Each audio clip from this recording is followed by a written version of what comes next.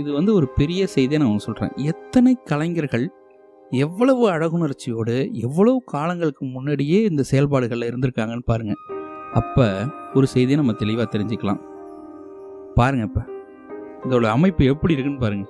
அப்படியே ஒரு வாய தொறந்துட்டு நாக்க சுருட்டி கால்களை எல்லாம் எடுத்து வச்சு அப்படியே உங்களுக்கு புரியும். நீங்க பார்த்தீங்கனாலே உங்களுக்கே புரிஞ்சிருக்கும். அவ்வளவு அழகா, அவ்வளவு நேர்த்தியா அதை செய்திருக்கிறார்கள்.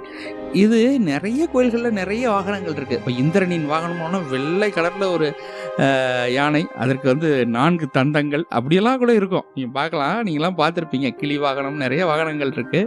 இனிமேல் நீங்கள் வாகனங்களை பார்த்தால் எவ்வளோ உற்று நோக்கணும், அதை எப்படி பார்க்கணும் அப்படின்ற ஒரு ஆசையில் தான் நாங்கள் இதெல்லாம் காட்டுறோம். பார்க்குறீங்க நீங்கள் எவ்வளோ உயரத்தில் இருக்குதுன்னு பார்க்குறீங்க. பாருங்கள், அவனே ஒரு 6 அடிக்கு மேலே இருப்பான். அப்போ நீங்கள் அதை கணக்கு பண்ணிக்கலாம். எவ்வளோ உயரமான ஒரு அமைப்பில் பீடத்தோடு எவ்வளோ அழகாக இருக்குது அப்படின்றத நீங்கள் பார்க்கலாம். இவ்வளவு சிறப்பான ஒரு அமைப்பு. இந்த கலைகள்